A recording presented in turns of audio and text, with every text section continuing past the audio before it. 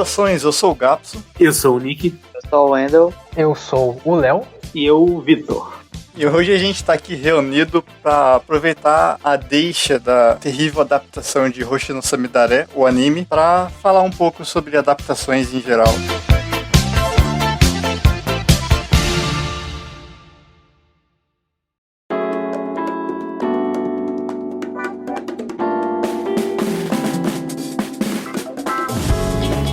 Hoje a gente está aqui com o Vivi nessa incrível união flasco dos produtores de conteúdo da Otakusfera aqui. Vivi, que é parceiro meu lá do CDMcast. Por favor, Vivi, se apresente. Olá. Eu faço parte do CDMcast junto com o Léo. E eu acho que esse daqui é o segundo... Quer dizer, o Léo participa de um monte de podcast, né? Mas acho que essa é a segunda vez, assim, que, tipo, tem mais membros do CDM conversando com outros podcasts. É a segunda vez. Eu estou bem interessado pra conversa. É isso. Seja bem-vindo. Obrigado.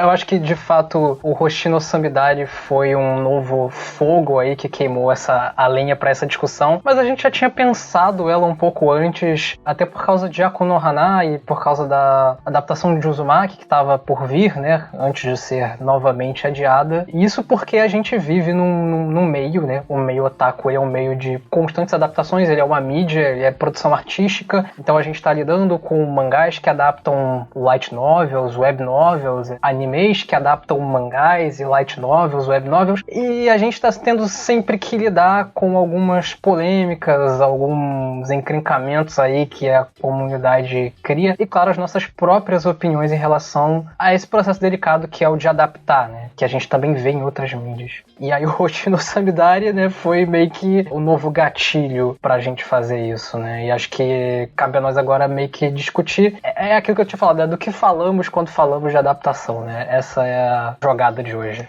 Eu acho que, tipo, é interessante que, independente de quando você entra, assim, no anime, provavelmente vai estar se discutindo sobre isso, né? Tanto que teve esses temas, mas antes teve, por exemplo, One Piece sendo discutido recentemente, por questão dos fãs não acharem que tá sendo adaptado de uma maneira que eles acham que é mais pertinente, né, ao mangá, assim, parece mais com o mangá. E é interessante como, talvez, seja uma das coisas mais discutidas no anime, até por ser um meio muito baseado em adaptar, né? Não tem tanto material original, e é uma discussão, assim, meio que universal, independente do tempo, vai ser uma coisa sempre a sendo discutida.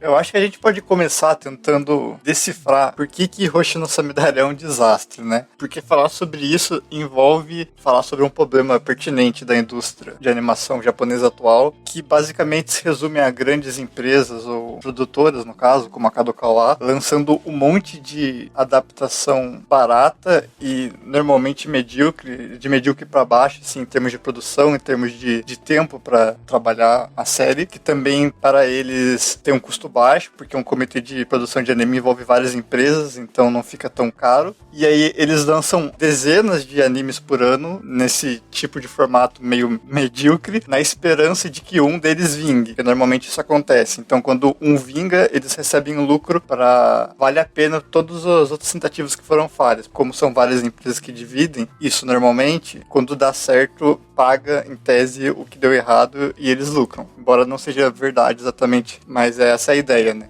E nessa temporada, além do Samidare, tem um outro anime que o pessoal também falou que tá nessa mesma vibe, que é aquele Classroom of Elite, uma coisa meio assim. Outro anime que, tipo, agora voltou com uma equipe, uma staff ainda mais fraca e tá só pra vender o original. É, que é da Kadokawa também, não ironicamente. Eu não tenho, assim, conhecimento, porque essa informação que eu peguei agora tipo, é muito antiga, mas eu lembro que na época que saiu o Tokyo Ghoul Re, o pessoal também dizia que Tokyo Ghoul Re também era mais ou menos, assim, só pra fazer marketing pro mangá. Eu não tenho certeza, né, porque, tipo, Tokyo Ghoul Re foi há muito tempo atrás, eu não tava tão interessado nessas questões de produção, mas também foi uma outra produção bem capundinha. Eu me lembro de Tokyo Ghoul Re e de fato foi bem medíocre. E a coisa mais bizarra é que a primeira temporada foi até decente. Tipo, a primeira parte do Tokyo Ghoul foi relativamente boa, só que no Re tudo desandou e não foi apenas em produção, mas sim em roteiro, e foi algo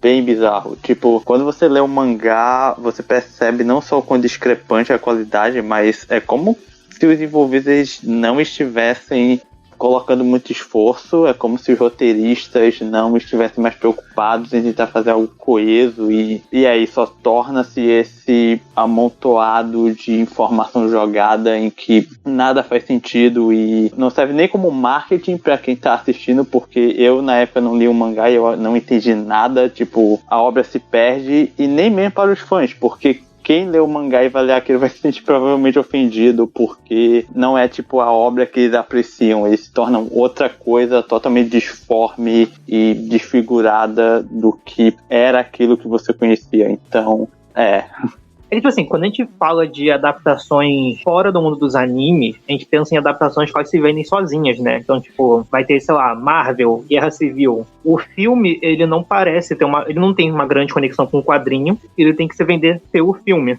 No máximo, né, eu sou uma pessoa que também lê quadrinhos, dá pra notar que pra tentar criar um lucro, a Marvel faz tipo, com que os quadrinhos tenham mudem algumas coisas, tipo, botem a cara do ator no personagem, mas geralmente é isso, sabe? Tipo, não tem uma grande liderança, uma grande mudança. E animes não, né? Animes, eles parecem que, tipo, eles focam muito na ideia de que a pessoa que tá vendo o anime, ela precisa sair do anime direto pro mangá. Comprar o original, né? Exatamente. Mas às vezes, tipo, não é nem apenas comprar o original. Às vezes parece que a ideia é comprar, tipo, o volume de onde o anime parou, sabe? Porque, por exemplo, quando são adaptações de obras mais antigas, você nota que ou não tem muito carinho, ou a obra é muito rushada. Eu não sei se vocês conhecem uma adaptação de um mangá bem antigão, chamado Kakuri Circus. É um shounen de batalha com uma temática circense. Não é muito antigo o anime, acho que foi, sei lá, 2019, 2018. E, assim, ele começou muito bem animado até, tipo, muito bem animado não, né? Mas tinha uma produção legalzinha, cenas boas. Ele chegou na segunda metade, né? Tipo, uns 15 episódios, sei lá, ele desandou muito. Ele começou a acelerar tudo, tipo, os plot twists passavam tudo no mesmo episódio. Eles condensaram todo o material original, 43 volumes em 39 episódios. Parece que, tipo, quando o anime, ele é mais antigo, parece que a produtora, não sei, tipo, parece que ela não tem tanto interesse, tipo, em ganhar dinheiro pela adaptação em si. Então, tipo, é um mangá antigo, talvez não venda tanto, então vamos só adaptar o mangá, tipo, inteiro, de uma vez. Se você parar pra pensar, o Shaman King, o remake, as pessoas também estavam falando que ele tava bem rushado, né? Acho que cai dentro disso aí. Até porque vai ter uma continuação do anime, vai ter o Boruto de Shaman King. Isso está muito ligado ao fato de que tem público para essas obras e eles veem, no caso de Shaman King, eles veem a necessidade de fazer uma nova obra, já que já existia um anime de Shaman King antes, e aí eles meio que sabem que pode fazer um anime barato, digamos assim, sem grandes esforços, porque vai ter gente interessada, então vai ter algum tipo de lucro para eles, mesmo que seja não diretamente pelo anime em si, né, porque normalmente quando o comitê de produção de anime ele envolve, tipo, você ter direito sobre a imagem, né, então às vezes tem produtos, ou o próprio mangá também varia muito, né? Mas é tipo, Nanatsu no Taizai é a mesma coisa, assim, vamos fazer uma produção fraca, a partir de um certo ponto, no caso, né? Que vai ter público e vai ter gente assistindo de qualquer jeito, independente se fizer algo bem feito ou algo mais barato. Então, pra que investir muito, né?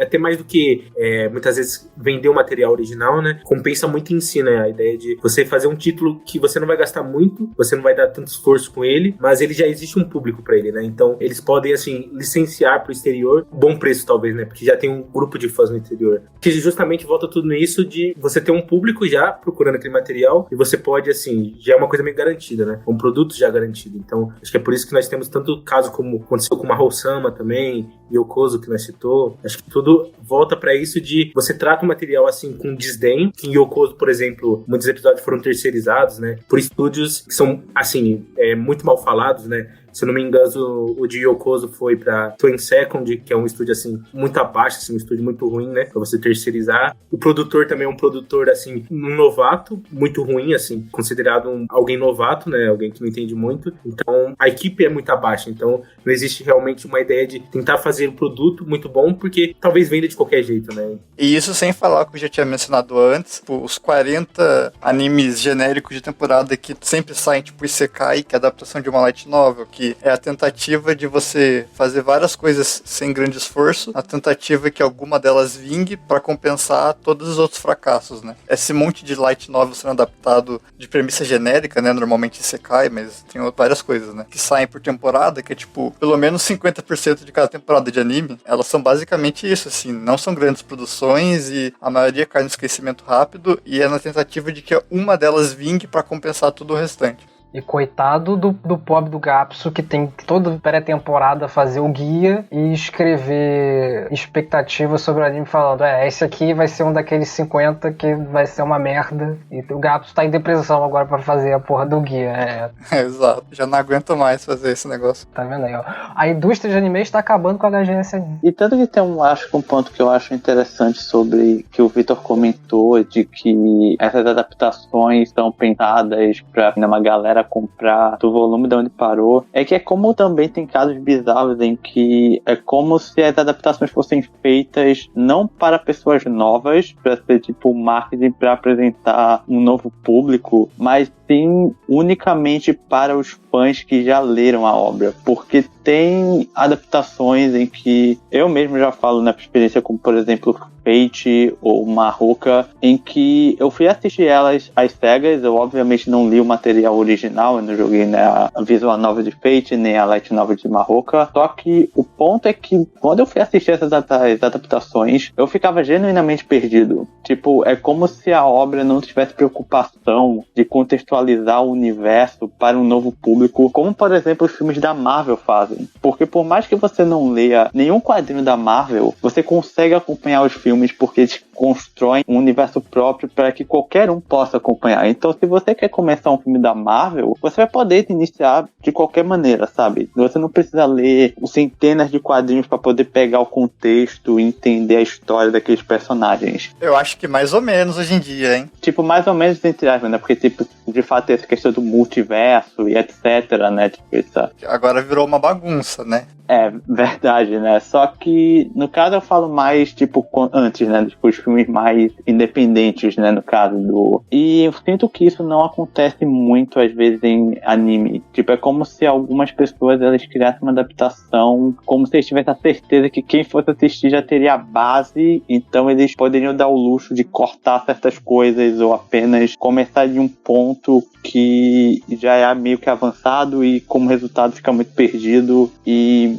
Enfim, você não consegue muito ter essa conexão com um novo público. Isso se torna mais um fanservice para quem já leu do que um marketing para atrair um novo público. Então isso é algo bem peculiar. Que é interessante também porque o valor, né, assim, dos filmes da Marvel talvez sejam muito maiores e a ideia é realmente pegar um público mais amplo, né? Enquanto o anime, ele tenta focar mais no público que já tá interno ali dentro dele, né? O público que já vai entender o anime em si, entender que aquilo vem de um mangá, o que é o mangá, como ler o mangá. Então acho que tem essa meio abrangência, assim, esse foco, né, de comercial.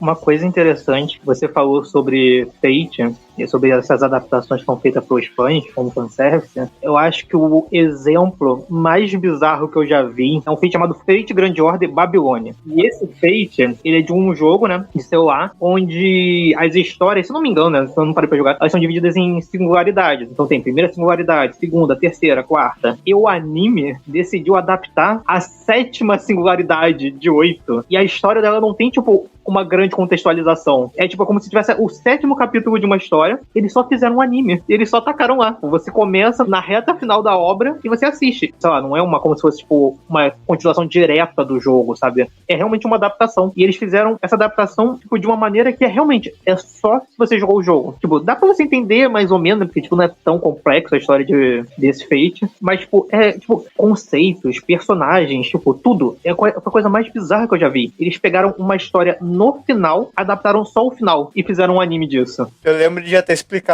tentado explicar isso sobre os Fates Grand Order pro Léo e ter sido muito confuso, né, Léo?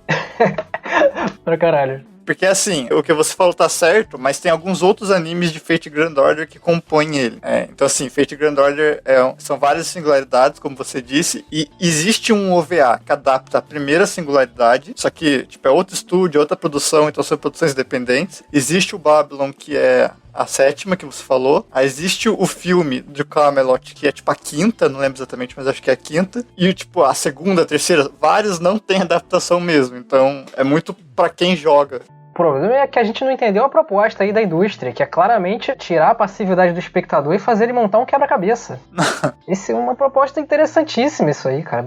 A 5ª é feita num canto, a 7ª no outro, e você vai juntando, você vira um investigador. Lindo. E é muito louco que é completamente fora de ordem, né? E aí você vê, tipo, no início do Babilônia tem, tipo, flashback de outras partes da história que não tem em anime, né? Por eles se encontrando com outros personagens e tal. Mas o que é foda disso é que, mesmo sendo meio cagado em relação ao público, ainda cria um burburinho, né? O cara fala, tipo, porra, mas eu não entendi isso aqui. E por ser a franquia Fate também, vai acontecer o que aconteceu entre a gente, né, Gabs? Vai vir alguém, vai explicar, aí você vai, então deixa eu jogar o jogo pra ver como é que é, e acaba que os produtores atingem o seu objetivo, né? Bem ou mal. Sim, e vale dizer que no caso de Fate, particularmente, faz muito sucesso. Todos esses animes, né? No Japão, assim, com o público japonês.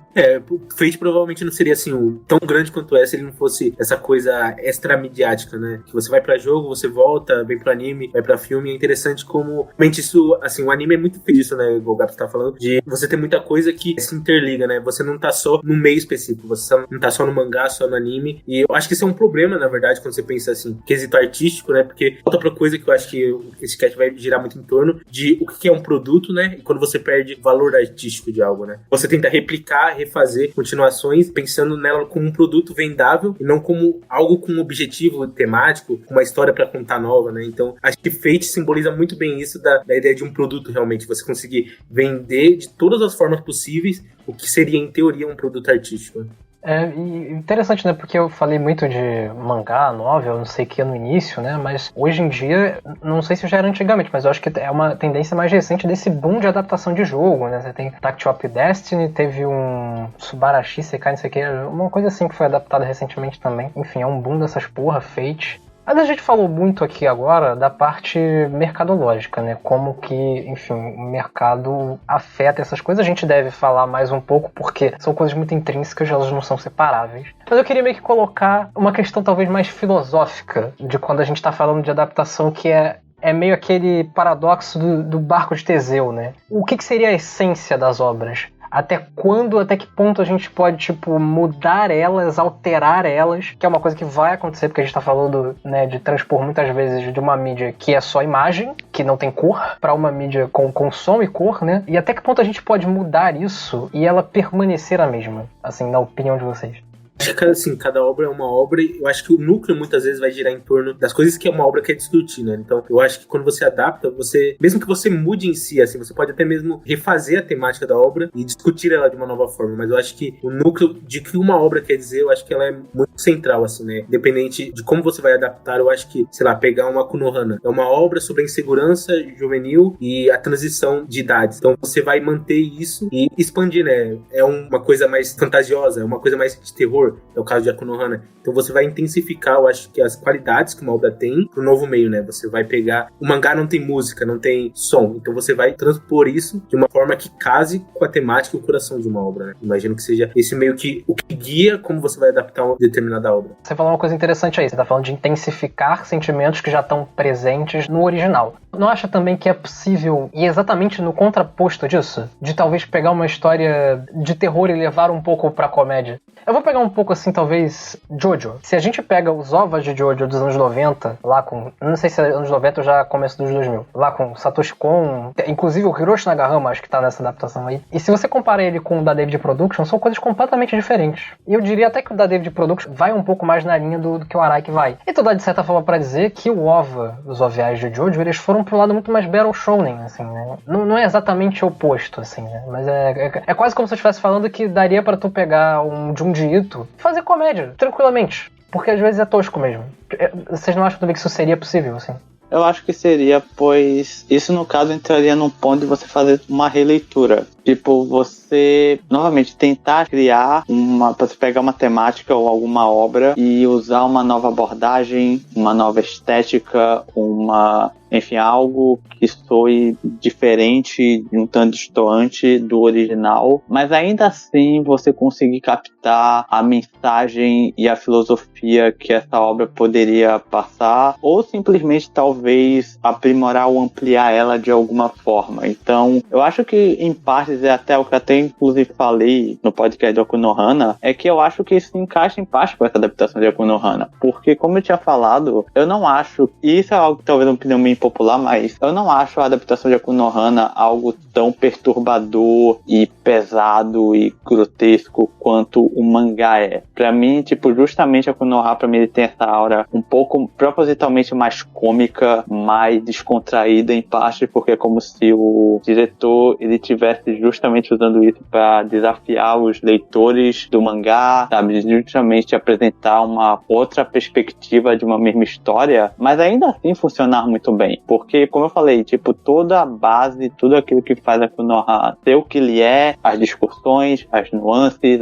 os personagens, estão todas presentes ali, só que por uma outra roupagem. A mesma coisa, por exemplo, o Devil May Cry Baby também, em que o Yuasa, ele se permitiu fazer muitas mudanças em comparação ao mangá original, deu um destaque totalmente novo pra personagem feminina lá, que era a Yuki, se eu não me engano, tem simplesmente novo, sabe, um novo elenco, sabe, uma nova perspectiva inteira, mas ainda assim ele consegue ser tão incrível quanto a obra clássica do Go Nagai. Tipo, mesmo que algumas pessoas se questionem, pra mim, não só ela faz jus, mas em parte a adaptação é até melhor do que o mangá. Tipo, eu prefiro mais a adaptação, e pra mim é uma forma de que sim, você pode fazer algo novo, desde que você saiba muito bem o que você está abordando, sabe? Desde que você consiga agregar algo ao original e não apenas fazer tipo um copy-paste genérico e simplesmente jogar e, sei lá, juntar informação, enrolar com um fio e falar que isso foi uma adaptação, como muitas pessoas fazem, né, dentro da indústria atualmente. O caso do Devilman, ele tem um fator interessante que é também a transposição de tempo, né? Porque o Yuasa moderniza o Devilman. É um processo que acontece no Parasite, mas de uma maneira muito mais sutil, né? Uma mudança que não interfere tanto na história. Mas o Yuasa usa muito, por exemplo, a questão da internet para falar de ódio, né? Tem uma modernização muito forte nos designs, nos ambientes. É uma coisa que respira os anos 2000, né? Não tem nada a ver com uma obra que foi feita, se não me engano, nos anos 70, né? E até um outro exemplo também era o Megalobox, né? Que mesmo eu tendo opinião popular de eu não gostar da primeira temporada, muita gente adorou Megalobox. E com razão, porque, como eu falei, Megalobox, ele é considerado a versão modernizada de Ashita no Joy, né? Então, tipo, os envolvidos, eles colocaram a premissa de Ashita no Joy em um outro contexto, nesse mundo totalmente cyberpunk, com um outro personagem, mas tentando recriar a mesma mensagem de ser um cara que é visto como um pária, alguém que é visto como um marginal dentro daquela sociedade, subindo e provando para si mesmo de que o seu valor dentre, enfim, a elite, né, dentro daquele mundo, e que para muita gente foi muito funcional e muita gente adorou e foi super aclamado. Então, novamente, eu não acho que é impossível você fazer uma releitura, só basta você ter o cuidado para fazer certo. Eu não só concordo com isso que vocês estão falando, como eu também acho que não tem problema nenhum em fazer isso. Assim, pra mim, autor não é um sinônimo de autoridade. Eu não penso que importe muito se o autor vai ficar contente com uma adaptação ou com o que foi alterado, enfim. Porque da mesma forma que o sentido e a recepção tende a escapar do autor, das mãos do autor, a partir do momento que alguém está consumindo a sua obra, porque as pessoas têm diferentes visões de mundo e etc. do que ela está consumindo, para adaptação é a mesma coisa, né? São diretores ou, enfim, são artistas colocando a sua própria arte, sua própria visão naquilo que já existe. Eu não acho que exista um problema nisso. Acho que isso é uma das coisas belas da expressão artística, né? Acho que isso volta, como eu falei, entender o coração de uma obra, entender assim a temática, o que ela quer passar e interpretar ela, ou intensificando mais ela da melhor forma que o meio tem a oferecer, ou você realmente rediscutindo ela. Eu acho que Devilman, por exemplo, faz muito bem, que pega um estilo do Go Nagai, que é a coisa de ser algo muito sexualizado e muito violento, e oferece uma visão muito honesta assim da raiva e da sexualidade adolescente, né? Então eu acho que você consegue interpretar uma obra entendendo o que ela é em si, né? Eu acho que a Kyoto Animation faz muito bem isso. Pega a Keion, que era uma comédiazinha, e consegue dar a isso, assim, uma coisa realmente emocionante que constrói um senso sobre família, sobre identidade nossas buscas por quem nós somos, né? Então eu acho que você consegue retrabalhar uma obra a partir do momento que você entende o que ela é, e a partir disso você consegue criar acima dela ou junto com ela, né? Então eu acho que tudo parte de você entender o coração de uma obra em si e pra onde ela quer ir, né? Se você quer, às vezes você pode até mesmo oferecer um contraponto, né? Uma obra, assim, você tem uma visão diferente e você quer argumentar contra aquela obra. Eu acho que é super válido isso e volta ao objetivo da arte, que é muitas vezes questionar e quebrar paradigmas, né?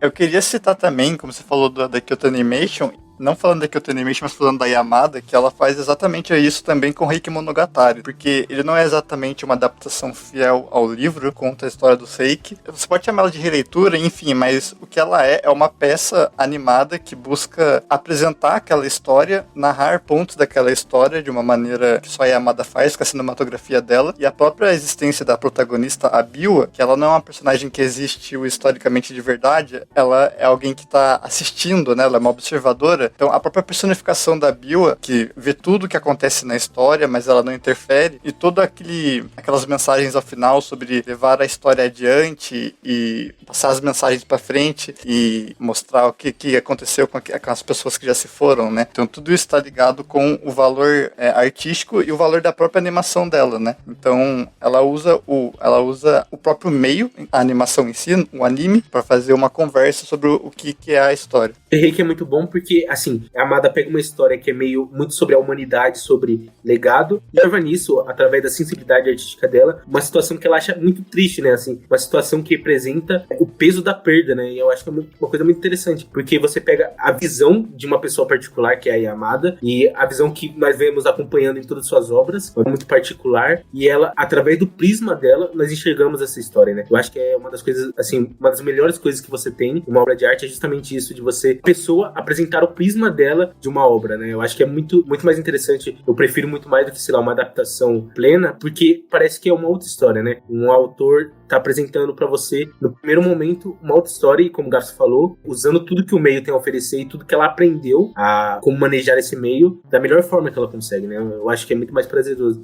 nesse sentido. Eu achei esse exemplo interessante e achei o do Wendell também bom, do Megalobox. Mas porque não é que, tipo, adaptou aquela história com as suas idiosincrasias.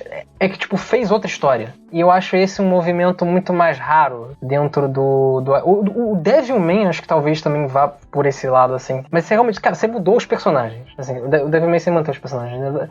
O Megalobox você mudou os personagens. Você fez realmente uma coisa diferente. Tá, acho que tem o Gambo é o cara lá que treinou o Joe também. Tipo, o design é igual o do cara. Mas eu acho que esse é um movimento muito diferente, porque eu fico pensando às vezes umas coisas doidas, assim, tipo, tá, vamos lá. Eu li Naruto de cabo a rabo, eu entendi Naruto e eu quero fazer uma história de 12 episódios que fala a mesma coisa que Naruto fala. E isso seria, tipo, possível, assim, sabe? Porque Naruto tem ali o tema das questão das gerações, a questão da guerra, enfim, no final tem aliens, eu não entendo porra nenhuma, mas meio que tem um cerne ali, uma coisa que dá pra você brincar, como é que eu vou dizer, extrair uma gema dele que seria, em tese, essa essência. Mas aí eu entro numa questão que acho que ficou muito marcante pra mim na adaptação da Netflix pro Death Note, que é essa questão do que é superfície e do que não é nessa questão de essência, né? Porque, em termos de tom, ele parece muito diferente do anime e do mangá. Mas, ao mesmo tempo, eu fico pensando, né? O caderno talvez seja algo que não importe, né? Importa mais o que se faz com esse objeto que permite matar pessoas. E, enfim, os conflitos políticos, egóicos que nascem disso. Mas, cara, o fato de ter um deus da morte, o fato do caderno, os personagens, a superfície das obras, eles são coisas que são tão mercadologicamente marcantes pra gente. Nem são mercadologicamente, mas de afeto mesmo, que a gente vê e marca a gente, né? E aí você, quando fala de Death Note, você pensa o quê? O caderno, escrito Death Note, vendido, né? A criancinha lá na Record falando, ah, não, porque eu comprei e botei o nome da minha mamãe pra matar ela, né? Fica muito marcado isso pra gente, né? E aí que a gente tava falando de mercado, essas coisas são coisas muito difíceis que você tem que lidar quando você tá tomando escolhas, né? Quando você tá adaptando. Agora, só que tem um outro ponto que eu acho que você até citou, que eu acho interessante, né, em que eu concordo, né, sobre o autor colocar a sua própria visão da obra, só que a gente só falou os pontos positivos, só que o ponto é que existem momentos em que, infelizmente, tem um lado ruim e certos autores, eles tentam colocar a sua visão da obra e as coisas não saem tão bem quanto deveriam. E um ponto eu acho que o exemplo máximo que eu posso utilizar é uma adaptação de Bokurano,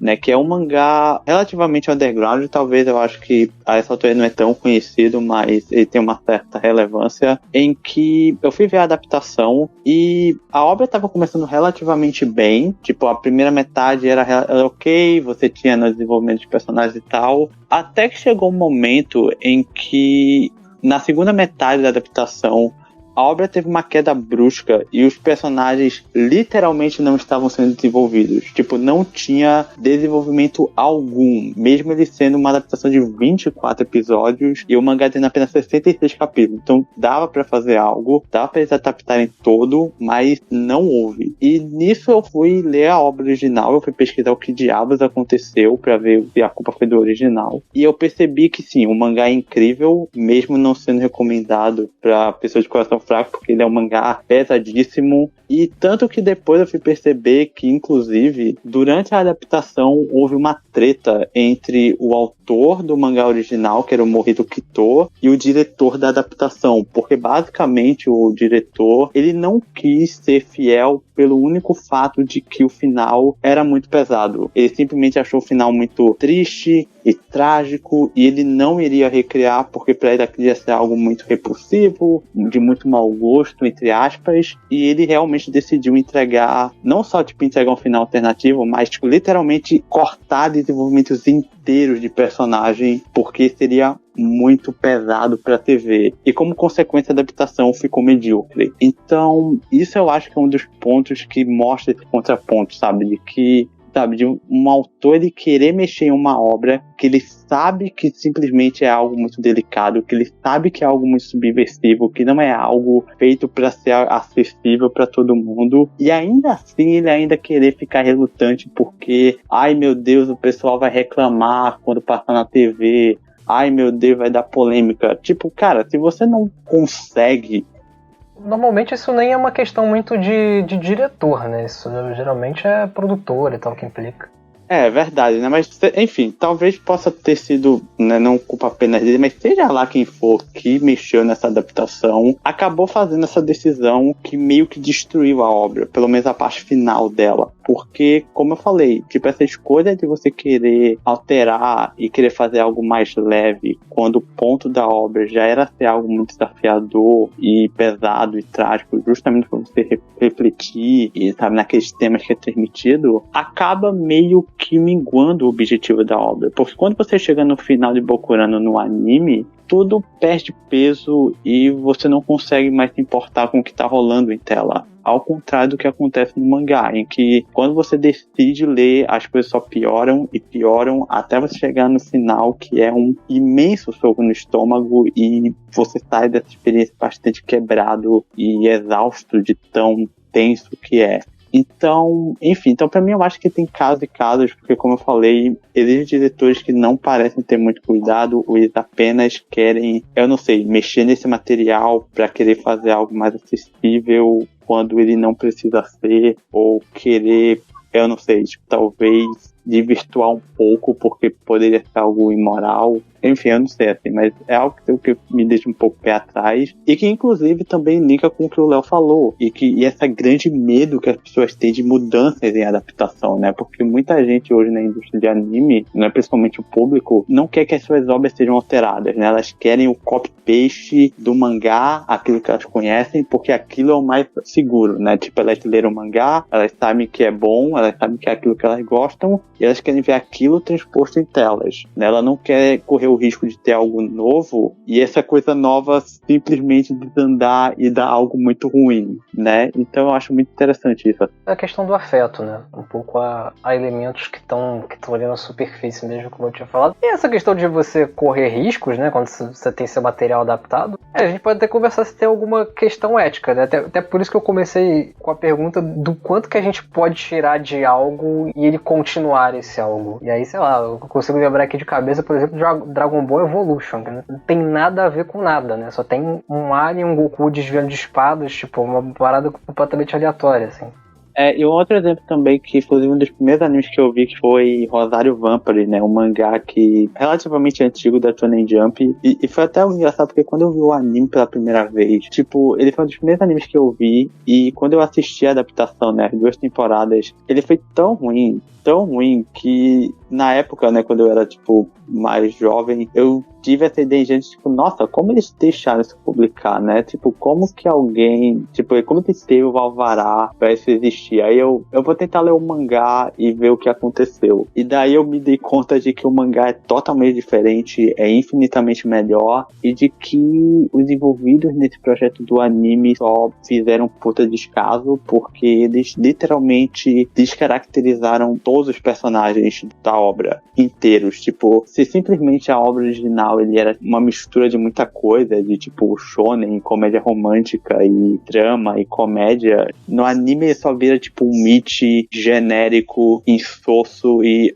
absolutamente comercial e sem sentido, em que, de novo, tipo, o roteiro é completamente bagunçado, é quebrado. Então, esse eu acho que é meio que um outro exemplo, porque tem momentos em que nessa adaptação em que eles tentam fazer algo novo, é como se na segunda temporada eles estivessem tentando narrar uma outra história, se afastar da obra original do mangá, sabe, fazer algo mais autoral, entre aspas, só que se torna horrível da mesma forma. Tipo, não tem nada naquela adaptação que salve e que seja algo digno de respeito ou de, sabe, qualquer coisa notável, mesmo sendo algo autoral, entre aspas, sabe, porque quem tava envolvido só meio que tava seguindo a tendência do momento, que era o Exit, sabe, aquele Exit meio que papel comercial, e dane-se, ele é só uma obra bastante esquecível e fraca. Isso também eu acho que é um outro problema, sabe? É tipo pessoas que tentam pegar uma obra e tentar fazer elas serem mais comerciais e depender do que elas tenham que fazer e depender do que tenha que se alterar para poder atingir esse método.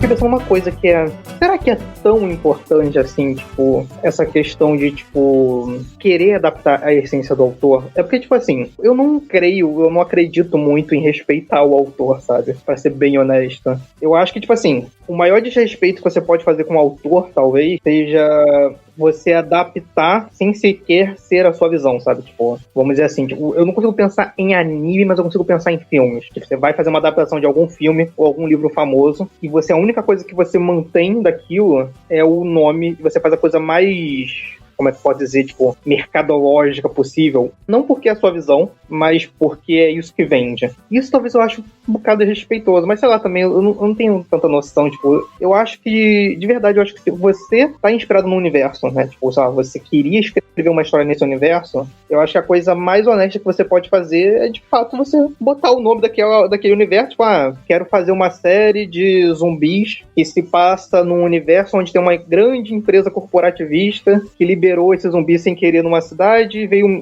míssil e explodiu. Eu ia achar muita sacanagem se alguém olhasse pra tentar fazer uma história com base nisso e não chamasse de Resident Evil. Se você tem muita inspiração, muito a ponto de poder falar, pô, isso daqui é meio que uma cópia, né? Tá, tipo, muito parecido. Eu já acho que você, o justo, o honesto é você, tipo, mano, é isso daqui mesmo, é a adaptação de Resident Evil, tá tendo agora a garota lá usando telecinésia, tacando fogo em passarinho, que é o filme da Mila Jovovich, mas é Resident Evil, é isso. Eu acho mais honesto, sabe? Eu não me importo tanto não com a essência de uma obra. Mas é aí que tá a questão, né? Não é muito sobre mudar um nome, mas sobre, tipo, o que você faz com aquilo. Normalmente, a gente quer dialogar. Tipo, o que existe aí, a la caralho, de, sei lá, a adaptação do que Shakespeare fez, por exemplo, cara, é muito grande. Mitos gregos também, a gente provavelmente pegou isso e incorporou isso de maneira até que, tipo, a gente tá roubando de um lugar que provavelmente já roubou disso. Assim, isso é uma coisa bastante comum que a gente faz, esse diálogo. É mais realmente sobre o que você faz dentro de, tipo, peguei essa obra, peguei esse nome e o que eu tratei como essência daquilo. E tanto que eu acho que é um ponto interessante que você citou, e eu acho que é meio que sobre essa questão em parte de respeito, entre aspas, é, por exemplo, o que aconteceu com Boruto. Porque, tipo, Boruto é uma obra feita no mesmo universo que Naruto, só que ele é ruim porque a gente, no fundo, sabe qual é a intenção de Boruto. E a intenção de Boruto não é narrar uma boa história, é ser um caça-níquel pra se aproveitar da nostalgia do pessoal que sente saudade de Naruto. E é só isso, porque a gente sabe que o enredo não é lá muito bom, que os desenvolvimentos não são lá muito bom. Então você percebe muito que, tipo, as pessoas envolvidas nesse projeto não têm um cuidado em querer agregar ao universo de Naruto. Eles não querem realmente fazer algo que comova e toque e faça as pessoas refletirem sobre o que elas estão vendo. Aquilo é só pra simplesmente alimentar nostalgia e lucrar muito em cima disso. Então, é por isso que muita gente acha, tipo, Boruto muito desrespeitoso e tem tanta raiva. E eu acho que um ponto também que eu acho muito importante agregar, e que o Vitor também falou sobre no filme, é quando você claramente tenta desvirtuar a mensagem que um autor transmitiu. Eu acho que um exemplo de um filme que eu posso dar, e eu acho que algumas pessoas falaram, é o Batman vs Superman do Zack Snyder, né, que tinha muita filosofia, né, do Batman ele ser tipo esse personagem que nunca matava ninguém, dele ser esse cara meio íntegro em partes, né, e basicamente o Zack Snyder ter transformado ele meio que esse brucutu violento que acha que bandido é bandido morto e que vai matar o Superman geral porque ele é um baita de um sanguinário. E a gente sabe que, tipo, se você conhece, você viu os outros filmes, o personagem tá muito descaracterizado e vai meio que de encontro com o que o personagem, na teoria, deveria representar, né? Então, novamente, muita gente considera isso de respeito ao personagem, muita gente odeia esse filme. Enfim, né? Então, eu acho que tem, como eu falei, essas nuances. Mas, claro, novamente, eu não me importo de, tipo, você ter novas obras criadas dentro desse universo. Eu acho que é algo completamente válido. Eu não acho que são de respeito. Mas isso aí é Marvel e DC, tá ligado? Tipo, é o mesmo universo que gera histórias infinitas pra sempre. Quando você tá falando de Boruto, me faz pensar, na verdade, que parece que se quer criar novas histórias e, na verdade, tá mais fácil atrelar a um certo nome, porque é seguro. Eu lembro, inclusive, que vocês falaram isso do próprio Megalobox, que os caras queriam fazer uma história, mas, porra, tá difícil conseguir com o nome novo. Falaram, vamos botar o Joe de protagonista e falar Megalobox 2, por que não? Me parece que é isso, que Boruto talvez vai ter ali dramas, conspirações, essas coisas, que poderiam muito bem ser uma coisa nova. Escolheram um universo onde era mais fácil ambientar, porque já se conhecia, e um nome em que se podia apoiar e mercadologicamente fazer sucesso. Então eu acho que o exercício contrário é o exercício mais fácil do que o exercício de alguém pegar uma obra e desonestamente falar, não é essa obra não. Eu acho que é mais fácil acontecer o oposto disso, assim. Acho que também é interessante conversar também sobre as pessoas consomem isso, né? Então, assim, Boruto ainda tá acontecendo porque as pessoas ainda consomem Boruto, né? Acho que, assim, se você olhar tanto que aconteceu com a Marvel e tudo mais, as pessoas realmente, hoje em dia, eu sinto que isso é uma coisa realmente moderna, da coisa de você ter uma marca e aquela marca se sustenta por si, né? Furikuri, por exemplo, vai voltar em 2023. Tipo, não é nada do que foi criado, né? Assim, o que fez Furikuri ser, assim, lendário, ser meio que romper paradigmas de sua época, assim, você nunca vai conseguir replicar aquilo, temática ou até visualmente. Você pode até ver pelo trailer como é realmente outra coisa. E qual que é o ponto real de você refazer isso, né? É simplesmente porque é uma marca, Furikuri, que vende. Tem pessoas que compram, né? As pessoas só estão interessadas nisso. Sinto que os filmes da Marvel são isso, né? Você vai assistir aquele filme de um herói que você nunca viu. Ah, mas tem Marvel ali, tem a marca de tal personagem. Então é tudo sobre marcas e menos sobre histórias novas a serem contadas, né? E é um pouco triste isso, e eu sinto que é uma coisa realmente muito moderna isso. Sabe o que é mais engraçado? Eu respeito muito o advento da fanfic. Que eu sinto que, no fim das contas, essa reciclagem que muitas das adaptações fazem, assim, elas oferecem o que um certo público quer. Eu prefiro muito mais a pessoa que se dedica a escrever 30 fanfics do Naruto pegando o Sasuke do que Boruto. Porque pelo menos essa pessoa está falando de um aspecto que o Kishimoto colocou lá e não teve a audácia, o tempo, sei lá o que, o interesse de desenvolver. Por que ninguém pega a Bleach e faz o que o Kubo tensionou algumas vezes de falar sobre a estrutura, sobre o que a Soul Society é e faz, e como é autoritária e o seu método talvez não seja o mais correto, de toda a desigualdade que acontece ali naquele universo depois da vida. Ninguém faz isso. Nem a porra do cubo. O cubo expandiu o universo sem fazer isso. Eu acho que as criações do público talvez sejam mais interessantes. As fanfics, não sei se são interessantes para nossa discussão, talvez elas saiam um pouco do campo mercadológico, mas é um ponto interessante. E eu fico pensando com quão complicado deve ser você, tipo, diretor, lidar com isso. Porque Boruto, se eu não me engano, né, tipo, eu vi o anime de Boruto por um bom tempo, até dropar, e eu li o mangá há um bom tempo, e o anime, ele tinha a triste tarefa de ter uma história original, ao mesmo tempo que eles tinham que coordenar o roteiro do anime com eventos do mangá, porque o mangá estava muito na frente. Então o mangaka tá, tipo, lançando histórias novas, e os roteiristas do anime, que não são um só, então são várias mentes, elas estão tentando criar histórias, ao mesmo tempo que eles têm que respeitar o que vai vir, então eles ficam nessa sinuca de bico de tipo, putz, eu tenho que criar uma história pra agora, eu tenho que respeitar o que vai vir, e eu tenho que me virar nesse processo semanal, né, que Boruto, ele não para nunca, Boruto vai sempre continuar lançando, ele não tem, tipo, não é tipo Boku no Hero, dá uma pausa. Não, é que você colocou uma questão interessante, né? Que acho que a gente até conversou algumas vezes, que é diferente você adaptar um material que tá finalizado e um material que ainda tá rolando, né? Eu acho que quando tá rolando você acaba ficando realmente meio refém. Essa situação de Boruto é quase que o lacaralha do lacaralha, né? Porque você, é tipo assim, te dão liberdade artística, mas que ao mesmo tempo não é, mas se você quiser fazer o que você quiser também, foda, é o grande foda-se, né? Faz aí qualquer merda. Boruto tem mais episódio filler do que episódio que adapta o mangá, por exemplo. 80% dos episódios são filler.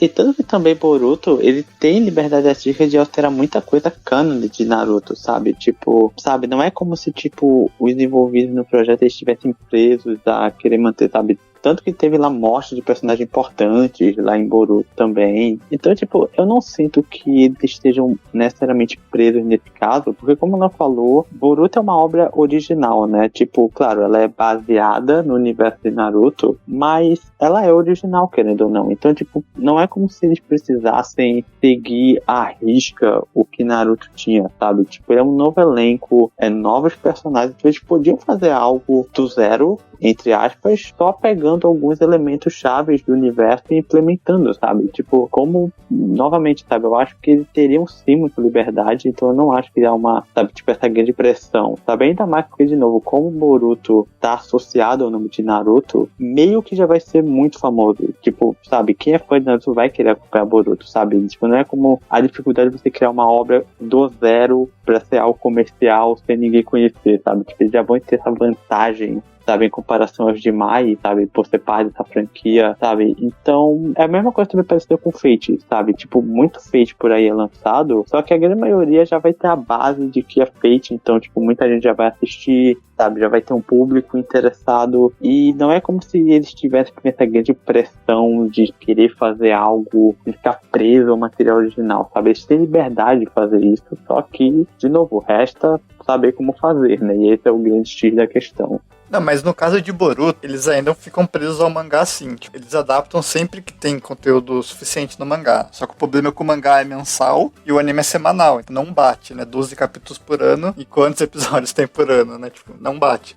Aí o que eles fazem é, tipo, entre o arco 1 e 2, assim, né? Supostamente, eles enchem um monte de historinha meio que sobre qualquer coisa, assim, né? Tipo, eu concordo com o que falou de Fate, mas acho que Fate também tem uma outra questão, que é, eu acho que Fate, ele tem muitos elementos que fazem com que esse universo ele seja lucrativo. Porque, por exemplo, o spin-off de Sword Art Online, e Sword Art Online é uma grande franquia, já não vendeu tão bem quanto o próprio Sword Art Online, que é aquele... Como é que é o nome do Sword Art Online que é com uma garota, uma Loli? Rosa? Ah, Gangue Online. Gangue Online? Então, exatamente. Então, tipo, tem outros tipos também de spin-offs que eles não vão muito pra longe. Por exemplo, o Rock Lee, esse dele foi até ele foi lucrativo por um tempo, mas ele parou. Shingeki no Kyojin Shibi também parou. Aquele Isekai Quartet, eu não sei exatamente o quão lucrativo foi, mas também não foi, tipo, um grande lucro.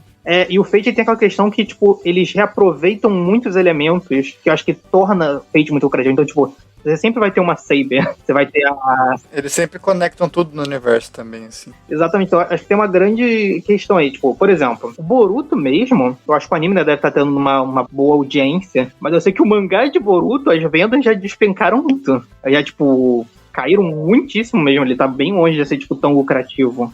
Falar que o Kishimoto, ele inclusive voltou, porque ele tinha desistido, né? Não era ele que escrevia Boruto, aí ele ia tentar emplacar um mangá novo, não emplacou, e agora ele assumiu o roteiro de Boruto, né? Então é como se fosse ainda mais oficial agora, mas é ruim do mesmo jeito, né? Eu vi Boruto por muito tempo, né? Então eu sei que mesmo assim, no ápice, Boruto no máximo faz coisas assim medianas, e olho lá. Então eu não acho também que os roteiros sejam muito bons. Mas acho que, tipo assim, se eles estivessem fazendo, tipo, um roteiro sem se preocupar com o mangá, que tem um roteiro agora do Kishimoto, né? Era do outro cara, né? Agora o Kishimoto voltou. Eu acho que eles conseguiriam entregar um trabalho mais sólido, digamos assim. Eu também acho. Mas, sei lá, se Boruto é um 0, talvez sem o mangá seria um 4. Vamos colocar, é isso que eu queria dizer. Eu acho que essa coisa de você ter que lidar com o lançamento semanal foi uma coisa muito comum ali, quando você tinha um Boku no Hero que não tinha pausas, né? Tipo Bleach, Naruto. Você sempre teve que lidar com umas coisas tipo arcos filler pra criar o... Acontece isso em One Piece, no anime. Só que eles não criam arcos filler. Se você pegar a lista de episódios, por mais incrível que pareça, desses 1000 e poucos episódios, quase não tem episódio ou arco inteiramente filler. O que eles fazem no meio do arco, tipo, colocar um monte de cena inútil, de soldadinho no meio de uma guerra lutando, sabe? Eles enrolam, assim, eles arrastam. Eles arrastam o acontecimento canon, ao invés de colocar filler. Mas é assim que normalmente One Piece lida, né? Que é diferente de todo o resto que você estava falando aí. Sim, e eu já gosto mais do arco filler. Porque eu sinto que é um pouco do que poderia ser, por exemplo, um Boruto. Tipo, tem um arco filler do Naruto que tem a ver com aqueles negócios de pesquisa que o Orochimaru fazia com pessoas. E aí vai, sei lá, o Kakashi, o Yamato investigar com uns personagens, inclusive, que ficaram meio de lado no Naruto Shippuden ali. Pegava a Rock Lee, a pobre da Tenten, que é de lado toda hora, né? Coitado. Pegava o Kiba. E, caraca, isso era interessante, cara. Isso era maneiro, ver eles lutando, botava os inimigos, um roteirozinho ali, um drama. Eu lembro que tinha uma vilã super legal que usava o estilo cristal. E, mano, foda-se que não tem estilo cristal na porra do Naruto. Se alguém faz areia, alguém pode fazer gelo, alguém pode fazer cristal, sabe? Tipo... E no caso de Naruto, o interessante é que eles davam liberdade pra, tipo, assim, esses episódios, esses arcos fillers viravam, tipo, parquinho de novos diretores ou animadores, né? Então sempre acontecia umas coisas muito malucas, né? Tipo, tinha uns fillers de Naruto que é uns mecha lutando, uns negócios insanos. Tem um monte de filler de Naruto com episódios super bem animados, assim, que eles botavam o pessoal mais novo ou mais novato pra adquirir experiência, entre aspas, já que meio que não pode ser qualquer coisa. Dava super certo, assim, tem bastante talento que veio disso. E tem um arco filler também de Bleach que eu achava da hora, que era o de Zanpakuto. Que tipo, as espadas ganhavam vida, elas viravam personagens. Inclusive, esse arco filler era melhor do que muito o arco original do Bleach também. Tem uma coisa muito curiosa que acontece em Fairy Tail, que é um arco filler no anime interferindo em uma saga canônica do mangá. Eu não lembro qual é o arco filler, mas é lá pro final do anime original de Fairy Tail, que envolvia lá um grupo, a Oration Six, criaram personagens fillers, mudaram os vilões, e esses personagens fillers, eles apareceram depois no mangá, e tiveram participações. Eu acho que eu vi isso em outro anime, mas ali em Fairy Tail foi a primeira vez. Eu falei, meu Deus, como assim? Tem algo parecido em One Piece, que no filme, acho que é o filme 7, que é o Strong World, tem o Shiki, que é um personagem que aparece pela primeira vez lá, ele é tipo o vilão do filme. Só que a história do filme não é canônica, mas aí depois, mais pra frente no mangá, o Shiki, ele não aparece, mas ele é mencionado como sendo um personagem, tipo, muito importante pra história, assim, do que aconteceu no passado. Nesse arco das Zanpakutos que o Wendell menciona, teve um design que posteriormente foi usado no mangá também, no arco final lá, Zanpakuto do Kyoraku. Cara, é esse tipo de coisa que eu acho interessante, entendeu? Você olhar pra uma coisa ali que tá aberta, tipo, o Orochimaru faz experimentos, mas ninguém nunca mostrou muito consequência disso. Pô, vamos mostrar esse grupo aqui. Porra, as Zanpakutos são um espírito. Se o Zangetsu do Ichigo tem uma forma, o macaquinho lá do Renji tem uma forma, por que a Zanpakuto do Byakuya não tem uma forma? Aí você faz, uma coisa interessante, às vezes o autor gosta ali, trabalha junto, parece que o Kubo inclusive trabalhou um pouco junto aí nos designs desse arco. E isso é expandir positivamente o universo, né? Agregar valor, né? Mesmo que tenha essa discussão de é oficial, não é oficial. Exatamente. Eu ia puxar o Spy Family, que saiu recentemente, que faz muito isso, né? É uma adaptação fiel ao mangá, mas tem vários trechinhos do mangá, assim, de dinâmicas de família entre os personagens, que, sei lá, eles vão brincar, fazer uma brincadeira, alguma coisa assim, que na adaptação em anime isso é expandido, assim, de uma maneira muito legal, muito divertido. O que eram 3 páginas ali deles brincando no mangá vira quase um episódio inteiro do anime, assim, sabe? É uma expansão muito bem-vinda, que agrega muito a adaptação, e eu acho que ninguém reclamou disso, assim, porque no caso de Spy Family ele realmente não alterou nada, ele só expandiu muitos trechos em família e o pessoal gosta de ver essa dinâmica dos personagens.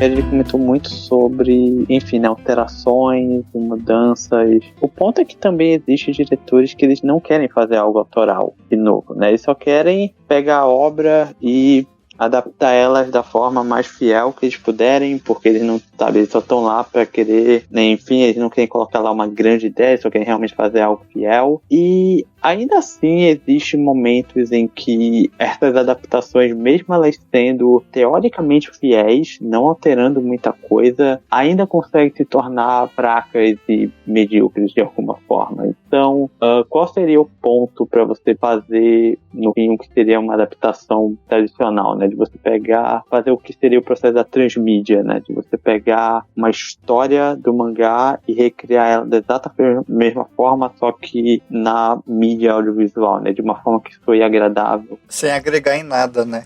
Mas que ainda foi agradável, né? De alguma maneira, né? Eu acho que isso acontece e vem acontecendo cada vez mais, principalmente por pressão comercial, né? Assim, não tem como saber, mas eu acho que é mais por pressão comercial do que por espontaneidade. Sim, talvez seja. Não só comercial, mas também pelo público também. Mas o ponto é que mesmo em adaptações dessa forma, ainda é um tanto difícil de se fazer de alguma maneira, porque, tipo, tem adaptações em que elas tentam ser fiéis, tipo, elas na teoria deviam ser algo muito igual, mas ainda assim se tornam algo bastante medíocre. Mesmo você percebendo que na teoria a essência, entre aspas, da obra, né, e tudo que você esperaria dela ainda está lá, nada foi alterado, mas ainda assim ela soa inferior ao material original, mesmo estando tudo lá exatamente da forma que você esperava. Aí entra questões de produção normalmente. Então, pois é. E aí, no caso, o que vocês acham, Leon? É algo que se restringe unicamente à questão visual ou tem uma série de outros fatores também? Eu acho que também acontece às vezes de casos de que realmente você tá adaptando uma obra assim que é muito titânica e é muito imponente na forma de mangá. É difícil você replicar assim, você tentar fazer a coisa fielmente, conseguir realmente alcançar. Eu sinto que o Asano é assim, sinto que a arte dele é muito difícil você tentar replicar em um anime, ainda mais se você não tiver assim um porte pra comportar isso. Eu acredito que em um filme a coisa talvez daria melhor. Eu acho que o Mizukami também, mesmo se você adaptar algo melhor do que foi o que aconteceu recentemente, ainda acho que fica muito inferior, porque a arte dele, eu sinto que ela compõe muito da história, muito do que ele quer contar, né? Então, eu acho que também tem um pouco disso de que algumas histórias são muito perfeitas pro meio que elas foram criadas, e talvez você tentar fazer algo, replicar, assim, o efeito que ela teve no mangá, talvez em anime não vai dar tão certo, daria melhor se você tentasse realmente exceder, que não é o caso que nós estamos falando agora, né? Mas que talvez o anime talvez não case tão bem pro meio dela, ou claro, pode ser produção também. Eu acho que parte visual é uma parte que importa muito, não só no quesito da coisa ser bonita, mas realmente da fluidez, né, de você construir cenas que se interliguem e, sei lá, se uma obra mais calma, ter esse sentimento de calmaria, de ter cortes mais rápidos, se for uma obra mais agitada. Eu acho que entra muito uma questão mercadológica, assim, principalmente porque eu acho que a grandíssima maioria das adaptações não são adaptações que tem um artista falando, pô, queria fazer isso aqui. É a produtora levando até lá. Então, assim, eu acho que isso interfere muito em você, por exemplo, mexer com esse tipo de arte que tem uma marca, né? Se você pega aquele cara que fez o Witches, o das Crianças do Mar lá, né? Que teve até que foi adaptado inclusive em filme, né? O Nick deu essa solução aí, que talvez o filme seja melhor. É uma arte complexa de se lidar. O Junji Ito é um ótimo exemplo. né, que teve um anime que foi uma merda e que vai ter outro da Netflix que vai ser uma merda, porque maluco acha que vai reproduzir de um jeito, botando um design limpo, com os olhos meio de doente e um risco embaixo do olho, vai falar, perturbador. E você não tá falando de Uzumaki, né? Não estou falando de Uzumaki, obviamente, que tá mais, parece, tentando, através da rotoscopia, se aproximar realmente com um processo mais cuidadoso do que é o mangá. E muito mais artístico, né? Por mais que possa dar errado ou não, tem muito mais... Tem intenção. Acho que esse que é o barato, entendeu? Eu acho que as coisas que chegam nas mãos do Nagahama é tipo, porra, eu quero pegar, entendeu? O Nagahama, ele trabalha de vez em quando, então é um cenário diferente. Mas aí tem isso, né? Eu acho que a coisa acaba ficando medíocre porque muitas vezes o cara nem quer fazer também, assim, tá ligado? Cai na mão dele, aí, enfim, não tem tempo. E que a indústria é uma merda, né? E normalmente a maioria das coisas que tá saindo assim não tem nenhuma paixão, não tem alma, artisticamente falando, é só faz aí. E mesmo assim, isso não inibe de que boas coisas sejam feitas, assim. Eu olho pra coisas muito, como é que eu posso falar, assim, muito medianas, assim, no sentido de originalidade, tipo, sei lá, um Gakuen Babysitter. Pô, mas ao mesmo tempo... cai naquilo de intensificar o que o material original já traz bem. E então, tipo, o momento que é pra ser fofo é pra ser fofo, o que é pra ser impactante dramaticamente, tem impacto, entendeu? Tem coisas que ficam legais, cara, também, assim. Dá pra se salvar, sabe? Não é tudo um filme de terror. Acho que é interessante porque você tem, assim, vários casos, né, como acontece. De uma coisa que é um pouco triste de nomes maiores no mangá, né, eles têm, assim, maior prioridade, né, então suas obras são tratadas com mais, assim, afinco, né. E é interessante que aconteceu com o Book Pop, né, de o artista não gostar do design de animação e meio que pedir pra obra parar, que fosse refeito, né. Então, ele foi isso em público pra falar sobre isso e a obra foi pausada até que fosse refeita. E é um pouco triste disso acontecer, né, porque muitos artistas menores, aposto como o Mizukami, queria que a obra dele fosse tratada melhor do que foi, tenho certeza absoluta disso. Quando saiu o anime, ele deu uma tweetada lá, assim, que, embora não esteja explícito, dá a entender que ele não gostou muito do que ele viu no primeiro episódio, não. Provavelmente, assim, é a oportunidade de ouro dele, né? Provavelmente foi ofertado pra ele, se fosse isso, ou não seria nada, né? E talvez ele nunca teria um anime dele. E é uma coisa muito triste, e provavelmente ele aceitou, acreditando que talvez no futuro possa vir algo à altura do trabalho dele, né? E é uma coisa um pouco triste e que foge dos autores, né? Dos artistas, como nós falamos. Às vezes quem tá dirigindo aquilo não tá afim de dirigir aquilo, né? Ou se tá afim, não tem, assim, mão suficiente para aquilo, né? Não tem artistas ao dispor, não tem uma equipe ao dispor para conseguir fazer sua visão, não tem a liberdade ao dispor para fazer dar vida às suas ideias, né? Às vezes pode vir uma decisão de produção de tem que ser desse jeito e pronto, né? E aí o diretor, ou enfim, a equipe que tá tentando idealizar ela fica limitada, porque ela não pode idealizar na verdade. Às vezes é uma decisão vem de cima, ou às vezes é o público também, né? Porque eu ia falar sobre como agora o anime caminha cada vez mais para ter menos coisas autorais e mais adaptações fiéis, é porque o público em geral ele tá meio que mais próximo de pessoas responsáveis, né? As mídias sociais estão permitindo isso, porque o Twitter sempre foi um lugar que diretores, ou enfim, pessoas na indústria utilizavam, e agora meio que se uma adaptação de um mangá famoso, que é praticamente o que tá saindo mais de grande produção hoje em dia, não for exatamente como os fãs querem, vai um monte de militante lá encher o saco no Twitter do diretor, do produtor, enfim.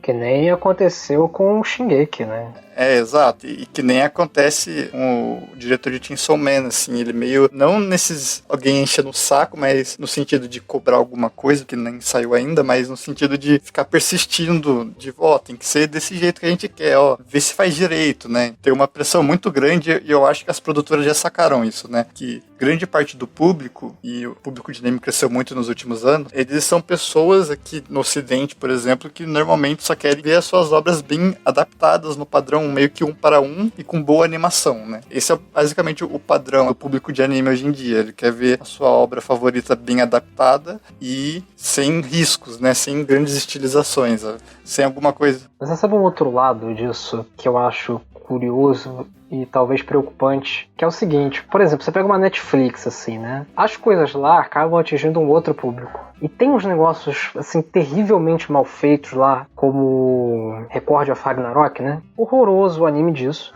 Tava no em alta do Netflix. E as pessoas gostaram, as pessoas que não estão habituadas com anime. Então, Me preocupa que alguém talvez comece a normalizar atrocidades como aquela, por exemplo, né? Isso também é um caso, né? É o que a gente tinha falado antes, né? Pra que investir se a gente pode fazer algo barato que dá certo, né? Porque vai ter algum tipo de público. Mas tem isso dos fãs de Sakuga atualmente também, né? Exato. E agora todos os grandes mangás estão dando uma tendência de terem anime, então isso não era assim, sei lá, 10 anos atrás, mas hoje praticamente todo mangá que faz sucesso vai ter um anime, e já existe a pressão de tem que ser uma adaptação mais fiel em todos os sentidos, e se é um anime de muita ação, tem que ter uma ação frenética, tem que ter Sakuga, e se não tiver, vai ser uma encheção de saco insuportável no Twitter, porque agora existe essa proximidade das pessoas que fazem anime com o público, e o público é meio maluco, assim, né? Generalizando o pessoal que fica em rede social enchendo o saco. Isso é um grande problema que tá acontecendo, refletindo em muitos artistas pulando do anime, né? Uma coisa que já acontecia bastante, mas parece algo mais recorrente voltando pra coisa da liberdade, né? Coisa da autoridade, né? De você conseguir produzir algo autoral e original. Você tem vários diretores que, assim, Kodai Watanabe, que é um animador exemplar, assim, provavelmente se estivesse hoje ainda em anime totalmente, seria, assim, um dos maiores que nós tivemos. Tá fazendo AMV, muitos outros artistas estão fazendo AMV. Você vê que estão escapando muito do anime, por quê? Por causa do público que é exigente, como né, o Gabs falou muito bem, e cobrar você por uma adaptação não ser fiel, né? Que também eu acho que escala para outras coisas, das pessoas terem muito medo e receio de ser desafiados assim, de serem desafiados artisticamente, que eu acho que é uma coisa que eu me lembro muito do Endless Eight de Suzumiya, que eu acho uma coisa muito interessante. Acho que foram 8 episódios, né, da repetição, né, que teve um arco que foi o mesmo episódio repetido 8 vezes, e foi interessante como o Ocidente teve uma reação muito desdenhosa disso, tanto se você for na Crunchyroll, ler os comentários, todo mundo falando pra pular os episódios, porque cada episódio ele é inteiramente animado do zero, nada foi reutilizado, muitos diretores lendários da Kyoto Animation dirigiram cada episódio, e as pessoas, assim, elas não tiveram receio porque isso foge do padrão, né? Eu acho que isso é um grande problema, e com a voz que tem na internet, isso é muito fácil de assediar, né, os artistas. Eu acho que isso surge e acaba explodindo, que nós vamos perder muitos artistas bons, né? O que me dá raiva nisso é que a grande maioria das pessoas, elas não veem um episódio legal, elas falam, qual o nome de quem fez isso aqui, né? Quem foram os animadores, os diretores? Mas quando faz mal, filha da puta cata no Twitter um kanji e vai atrás pra xingar, cara. Tipo assim, porra, não, sabe? Essa relação que as pessoas também têm com a adaptação e com o próprio afeto delas tem muito a ver também porque elas não sabem o que tá por trás daquilo, né? O que fez aquele produto chegar nela. É só o produto, a visão tá estritamente no produto, quando são essa coisa mágica, sabe? É como se não existe toda uma cadeia que faz você girar uma válvula e cair água no teu copo, sabe? Não, é mágica, né? Não tem pessoas produzindo isso que tá na minha tela, é mágica. Eu acho que elas sentem também muito donos, né, de uma obra. Elas são fãs e meio como elas fossem donas, né? Então, um artista entrou em ato. Ela não quer saber se ele tá passando por momentos difíceis, né? Como a indústria é tão, assim, exaustiva. E ele quer cobrar, cadê o final? Como o final não é o que eu imaginei. Tem toda uma coisa sobre a obra, é sua propriedade, né? Você tem direito sobre ela. Você consegue impor a um artista fazer aquilo que você quer. O episódio de One Piece foi tão criticado, muitas luzes. O episódio lendário que já é uma artista, assim, incrível, a da Megumi Ishitani. As pessoas criticando muito, né? Por que não é parecido com o mangá? Tá usando muitas luzes, no mangá não tem isso, não é parecido com isso, né? E tem esse senso de propriedade. Você é dono daquela obra, não é o Oda que é o dono. Você é o dono, né? Então você pode cobrar aos artistas porque como se eles fossem seus funcionários, né? É uma coisa muito tóxica e muito prejudicial em vários sentidos, né? E você como aproveitar, de você tentar entender o valor de algo que você pensa que é algo ruim, mas só é diferente do convencional que você entende. E acho que são vários problemas que geram disso internamente da pessoa e externamente, né? Ela indo agredir verbalmente artistas.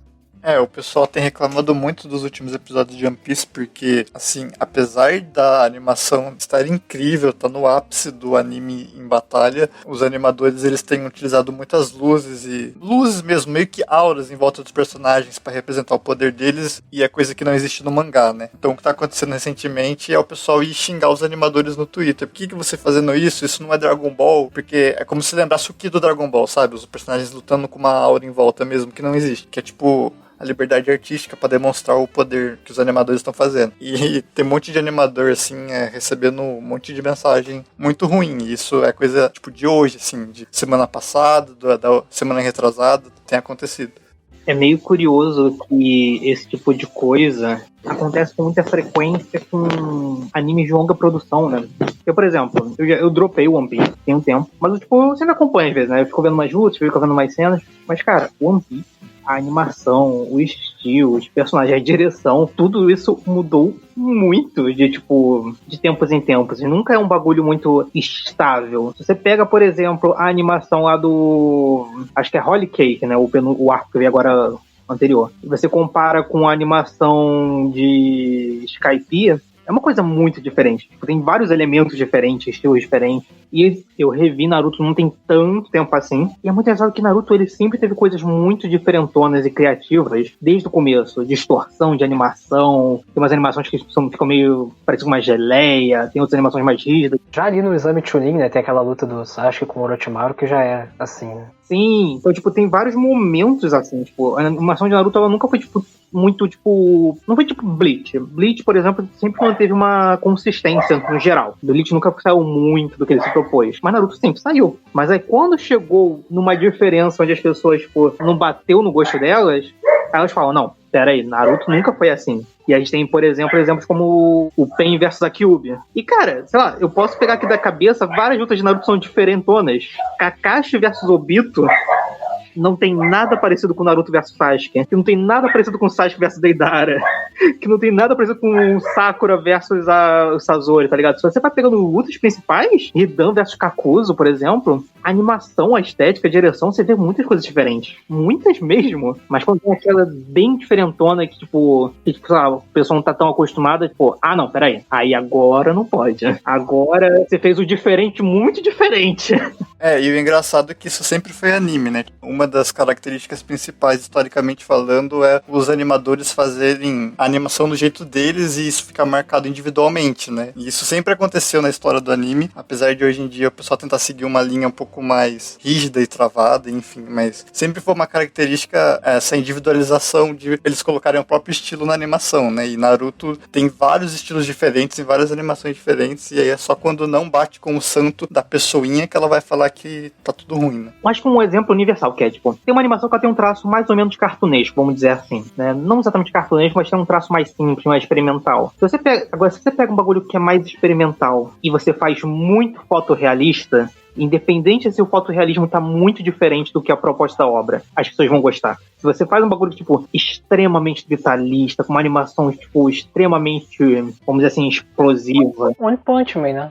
Exatamente, por exemplo, agora se você faz uma obra que ela é realista, mas você coloca uma animação sei lá, mano, Devilman, aí vai vir as críticas. Mas o One Punch, cara, tudo bem que o One Punch isso até parte da piada, né, mas sei lá, animes mesmo, tá ligado? Naruto, por exemplo, se você vai parar pra pensar, melhores animações de Naruto, geralmente são quando os designs estão todo polidos, até aquelas sombras, aqueles efeitos, quando tá, parece traço de filme, tá ligado? Aquela camadazinha de luz que passa no rosto, aquilo dali é muito bom. Agora, se você faz um bagulho mais o Shingo Yamashita, acho que esse é o nome, que é o cara que fez Pain versus Kyuubi, aí já tá errado. É muito curioso isso, é muito curioso. É interessante porque o One Piece, assim, tem uma coisa única do estilo do Oda ser muito convidativo, né? Então, é uma coisa que você não vê em tantas obras. Primeiro porque a arte do Oda de ser uma coisa mais caricatural, né? Ser uma coisa sobre grandes rostos, grandes membros, uma coisa muito de desenho, realmente. E eu acho que, assim, as pessoas não conseguem perceber coisa mais interessante do anime, que é como diversos artistas conseguem pegar uma mesma coisa e passar a visão dela, né? Eu acho que é uma coisa muito interessante você pensar que uma pessoa pensou naquela interpretação do Luffy de outro personagem. E por que ele chegou àquela interpretação, né? Porque é justamente sobre... Acho que tem uma coisa sobre adaptações que as pessoas tentam esquecer um pouco sobre... Aquilo foi criado por um artista, mas aquilo pode ser recriado por outro artista, né? Aquilo pode ser passado para a mão de outro artista e pode sofrer, assim, pode aumentar alguma intensidade, né? Algum pensamento. Talvez não seja o que você queira daquela arte, mas ela consegue ainda, de alguma forma, transmitir novas sensações, né? Eu acho que é uma coisa que as pessoas têm mais contato, de quão divertido é você ter contato com novas coisas, né? Com novos novos diretores que fazem coisas totalmente diferentes, com artistas que desenham personagens em proporções totalmente diferentes que você tenha pensado. E acho que é uma das coisas mais divertidas que tem na animação em si, né? Como o Gabs falou, principalmente no anime, porque se você pega a animação ocidental, né? A coisa, principalmente da Disney, tinha muita coisa da homogeneidade, né? De você disfarçar cada artista. Então, era meio que um crime você perceber que determinado animador estava fazendo determinada sequência, né? E como o anime é uma coisa em sua base de, assim, de cortar custos, né? Então você não pode ter muitos desenhos. Então, cada artista tem que fazer cada desenho, assim, o mais expressivo possível, né? Então, cada artista acabava, da sua maneira, dando expressividade pra coisa toda. Então, eu acho que o anime é muito único, justamente na capacidade dele de você permitir que diferentes artistas peguem uma mesma obra e deem sua voz, né? Eu acho que é uma das coisas mais divertidas e entra justamente na adaptação, né? De você adaptar uma obra pra visão de outro artista. A Yamada, eu acho que ela é uma diretora que faz muito bem isso, de pegar uma obra, mesmo que não seja exatamente aquilo que ela quer, mas ela leva pro ponto que ela quer comentar, né? Então ela sempre vai levar os temas dela, os temas sobre família, sobre união, sobre coisas das famílias que construímos na vida, umas coisas, temas que ela gosta, ela leva pras obras que ela adapta, né? Independente do que a obra originalmente estava falando, ela leva os temas dela em si. E quando você percebe que determinada obra e outra obra foi feita por esse mesmo artista, acho que é muito mais divertido de você consumir assim, do que você tentar apenas pegar coisas pela fidelidade, né, da obra anterior. Cara, faz sentido, inclusive eu acho que assim, quando a gente viu, por exemplo, aquela coletânea de curtas, quando eu olho pra uma coisa tipo Space Danger, assim, né, do Shinichiro Watanabe, eu sinto muito quase que celebrações pontuais do que é anime, sabe? De que é mó divertido você juntar vários diretores e artistas diferentes e tipo... Então, eu acho que talvez alguns de vocês tenham visto ou não, é um anime de 2019 chamado Rinshi Ekodan-chan. É uma adaptação de um mangá. Que inclusive tem Nagahama. Sim, é um anime sobre uma garota que tem uns trabalhos temporários, umas coisas acontecem, enfim. São 12 episódios e cada episódio é dirigido por um diretor diferente. E aí esse diretor, ele escolhe como que vai ser o estilo da animação, o design. Até a dubladora da Ikoda-chan, que é a protagonista, muda, porque realmente cada um assume um episódio diferente, sabe? Então é tipo totalmente autoral cada episódio. Mas ao mesmo tempo ainda é uma adaptação de um mangá. Então é muito interessante você notar as diferentes leituras e diferentes interpretações. E o mais legal é que o episódio em si do anime tem tipo uns 5 minutos, mas tem tipo uns 10 ou 15 minutos depois disso, que é uma entrevista com o diretor em si, com a dubladora escolhida pelo diretor para fazer a voz da protagonista, e ele explicando por que ele decidiu fazer isso, qual é a visão dele sobre o mangá, por que ele achou que seria melhor fazer de tal forma, tal design. Isso é muito interessante. No fim é uma adaptação, mas cada episódio é um diretor diferente, é uma visão diferente. É bem legal mesmo, é bem doido, assim. O Nagahama, nesse Rinshi Ekodan-chan, se eu não me engano, ele faz tipo um musical com uma espécie de marionete, assim, é um negócio bem legal. Ele até leva artista que faz as marionetes, é bem interessante. Tem o Nagahama, tem o Koji Morimoto também, que é um artista lendário que já trabalhou em Akira e um monte de coisa. Tem o diretor de Made in Abyss, cujo nome eu não me lembro agora. Enfim, são 12 episódios com 12 diretores diferentes, cada um no estúdio que ele tá, né? Então não é tipo um estúdio fazendo tudo. E cada episódio uma visão completamente diferente do que é a história e de como ela é reinterpretada. Então vale bastante a pena. Mais alguma coisa, meus amigos? Eu só queria falar que eu vou ficar decepcionado com o anime de Chainsaw Man porque ele é muito simples. Eu acho que é interessante isso, porque acho que Chainsaw Man é um caso interessante, que ele é muito polido. Assim, eu tô começando a ler agora o mangá e é uma coisa muito experimental, né? Uma coisa quase uma HQ europeia, a coisa toda, e transpor isso pra um anime que parece tão, sei lá, mais pra Jujutsu Kaisen do que essa obra. Acho que é de um pouco do que você poderia fazer, né? Não acho que deveria ser, mas você casar uma arte mais suja, com linhas mais evidentes, assim, né? Do lápis e tudo mais, mas seria muito mais interessante. Você conseguiria muito mais evocar o sentimento da obra original do que foi feito tão polido.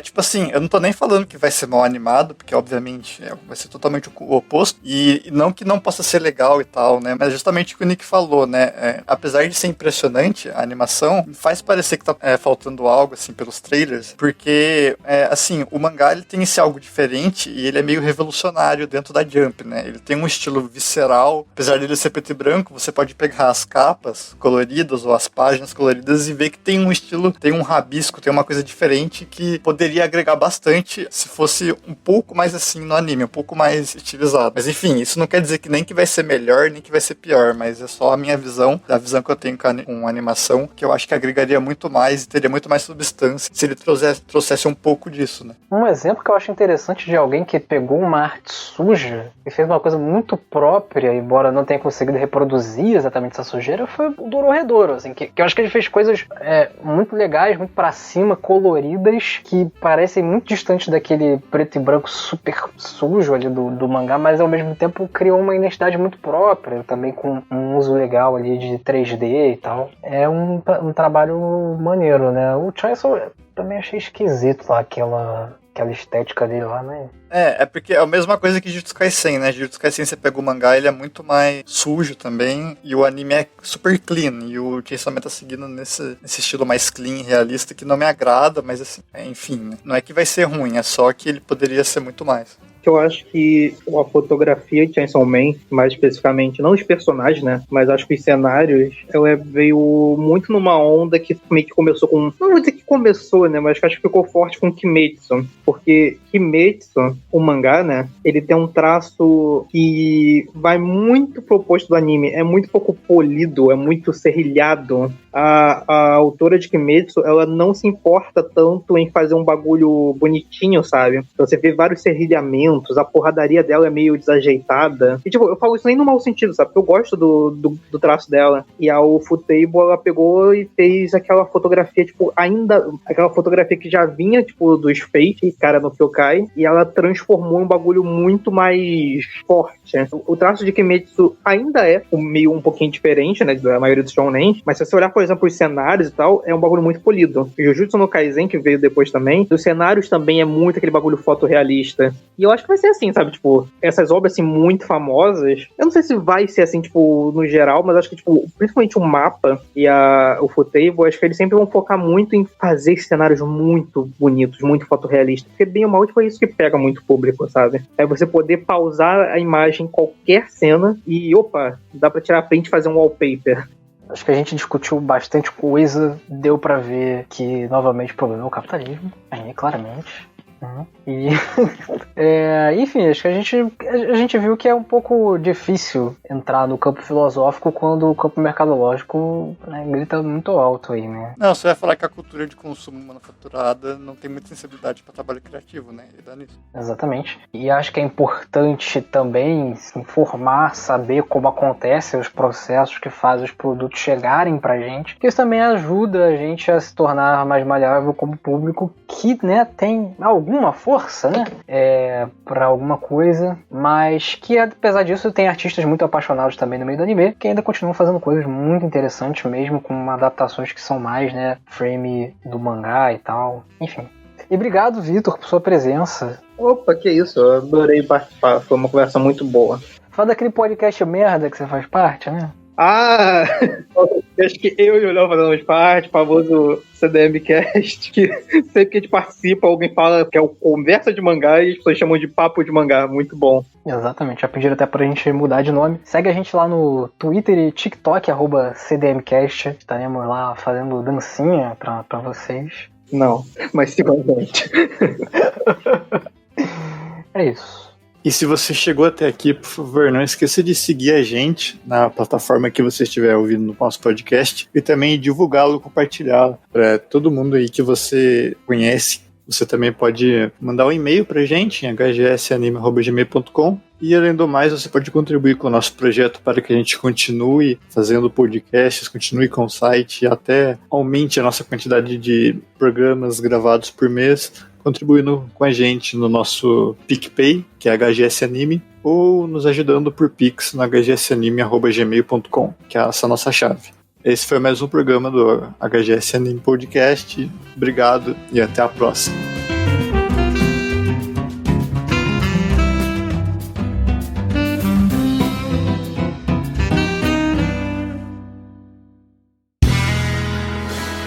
Este podcast foi editado por André de Carvalho.